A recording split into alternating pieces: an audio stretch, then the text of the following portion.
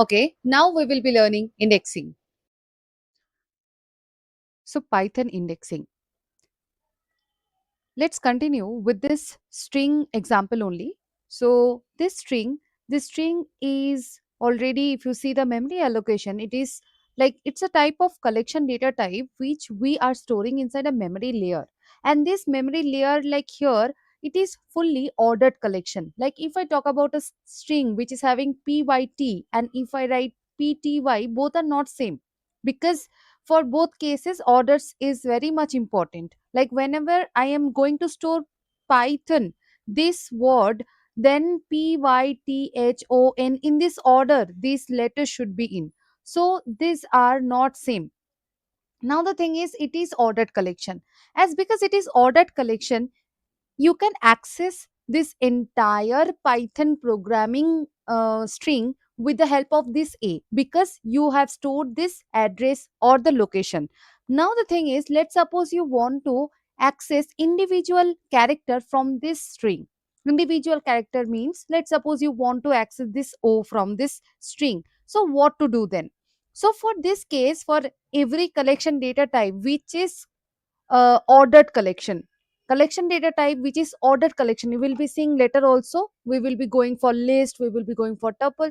So for ordered collection, you will be seeing, when you can store these values inside this memory layer, all those different elements can take sub addresses, and that sub address is called nothing but it is index. That sub address technically will call this as sub index. Okay, and the phenomena to give the sub address is called indexing. Now in python, indexing can be classified in two ways. Like if we want to give the index from left to right direction, like in the positive direction, if it's a positive direction means from left to right direction, then we can start, like this is what called actually positive indexing. That is what you will be telling, positive indexing. And positive indexing starting from, always you need to remember that it is starting from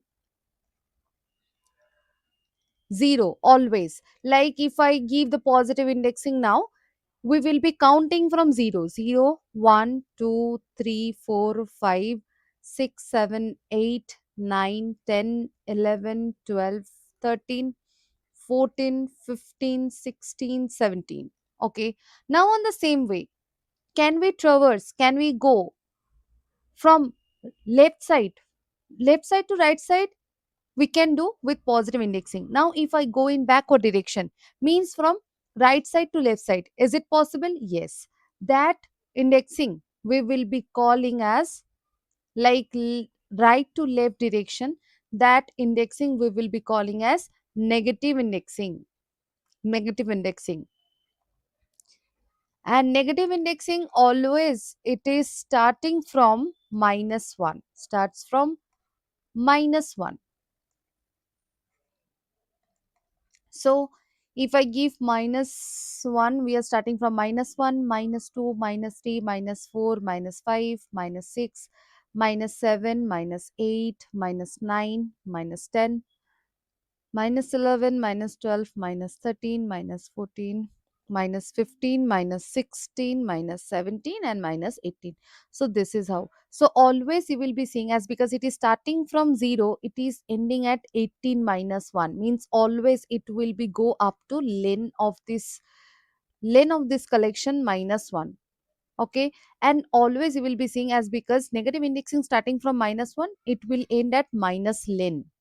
So this is what the indexing is. This is what the indexing means. This is a phenomena. What is indexing? It's a phenomena.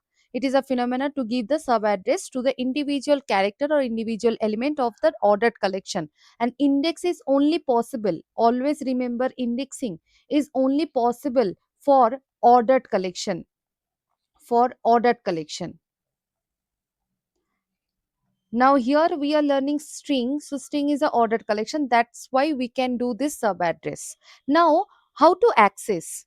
How to access? Now to access individual character or individual element here.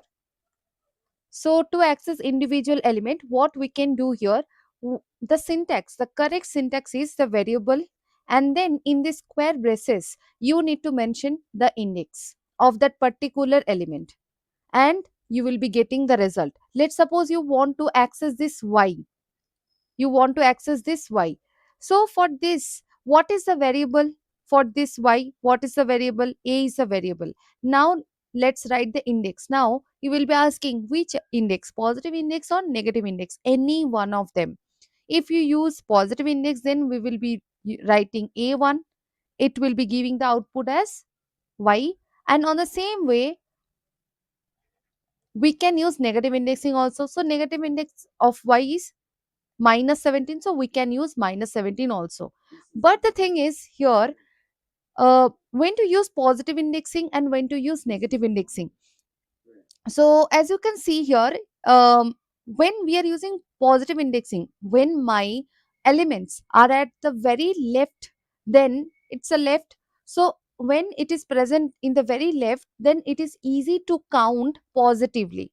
Whereas when you are going to access something from this right direction, it is easy to count backward. So according to that, according to the situation, like I am suggesting here to go with positive indexing when you are actually um, accessing some elements from left side, and when you are accessing from elements from right side, that time use negative indexing. And for the middle case, any one of them you can use. This is my suggestion. It's not like with negative indexing you can't access the left element, it's not like that.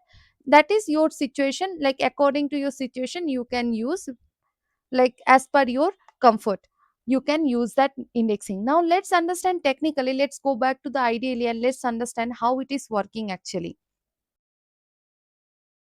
So let's take the same string, Python programming. So as you can see, what is the length of this string? What is the length of it? It is 18.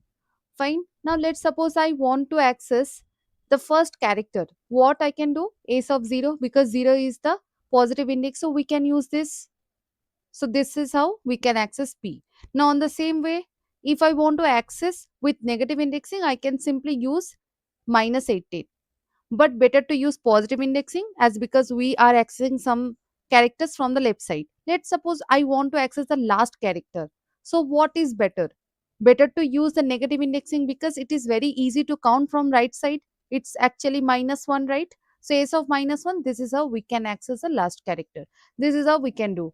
Like let's suppose I want to access this I. Like it is on the 15th index, it is I. But as you can see, 15 is very much like you need to manually count that 15, right? Now if you count it in reverse order, it is minus 3. So simply just do s of minus 3, this is how you will be getting this I. So this is how you can access any character inside this ordered collection with the help of index. And index is nothing but some sub address of this individual character. Now we will be asking, is there any address, like actually is there any address of it? Yes, obviously it is having some address inside this memory. If you go for ace of minus 3, just check, we are just calculating, we are just like finding the exact address of I, like where it is actually getting stored. So see, there is one address it is showing. And if you go for the actual address of ace, id of ace, just check, it's totally different. Okay, so by the help of sub address we can access them, because it is not easy to access with its actual location. That's why we are giving sub address, and Python is having this inbuilt sub address phenomena. So this is what